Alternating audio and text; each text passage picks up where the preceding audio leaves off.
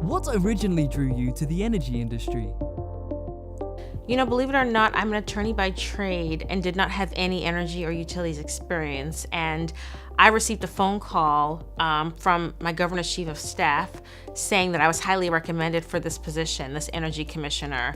And I didn't really know what that was, but after doing a lot of research and speaking to a lot of mentors who convinced me that this would be a huge step in my career, I kind of just jumped in blind, so they say, and I had to learn energy. I was not necessarily drawn to the energy industry. I didn't know much about it, other than I needed electricity to charge my phone and to do my hair. But it has been the best thing. I've since dived in and I've not looked back. I've been immersed in energy since 2013 when I was appointed. And it has been just a phenomenal thing. It's amazing to know that what you do really touches the lives of every single person in your state, in the country. It's clear that energy makes the world go round. It's such a global thing and a global conversation. And I'm glad that I'm a part of it. What could the energy sector do to not only attract a more diverse culture, but also retain them? I think the diversity in the energy industry is just something that is it's a constant challenge. And I think the energy industry needs to probably be more inclusive, right? It needs to be more attractive to warrant, I think, people of color and people, of different genders outside of men, right? And people of different ages. I think that we talk about, one of the major topics of conversation right now is renewables. It's this shift, it's this big change.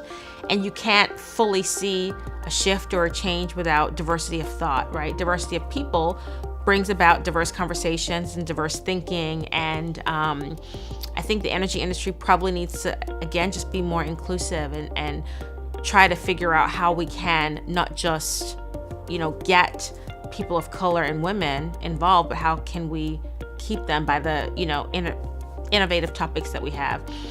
Oftentimes I think people do join an organization and they're really interested and they're excited, but then they don't get included. They're not included in the conversation. They're not included in the exciting, sexy work. They're kind of given the little grunt work and then they leave. So I think that it's not really about kind of getting them, it's about keeping them. And the focus needs to be making sure they're included in the key conversations. How do you think the energy industry can benefit from more diversity? I think it is intuitive that diversity of people equals diversity of thought. And really, it's something that I say all the time.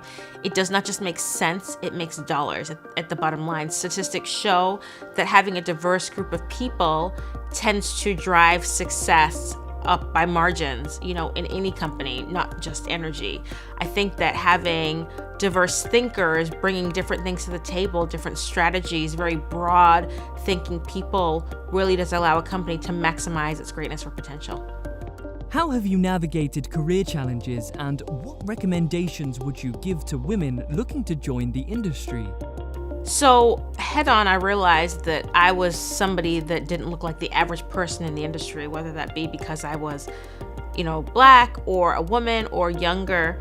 And I said, I want to change this. So I established an organization called the Women's Energy Summit, and it is a national conference that is held every year in Chicago. And we bring together senior female leaders in the industry to talk about emerging and pertinent issues, and then also how we can elevate more women to get to the C-suite, right? And it's this conversation that you have these senior women, and then the hope is that they go back to their respective organizations and kind of trickle down and make change within their organizations, right? Whether it's establishing a mentoring program or employment resource group that focuses on women or what have you.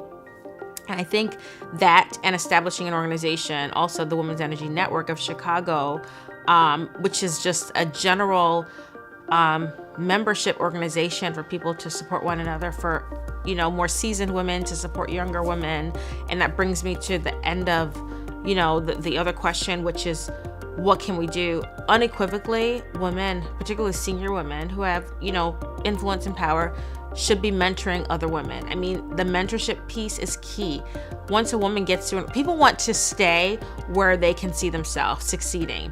They want someone that they can look up to. And if you are in an organization, you should unequivocally be mentoring 1 or 2 or 3 people to make sure that there is somebody to fill your seat that looks like you when you leave.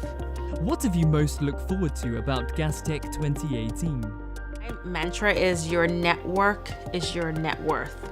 And I love networking, and I've been looking forward to meeting phenomenal people from all over the globe, connecting with them and figuring out how we can maintain that connection.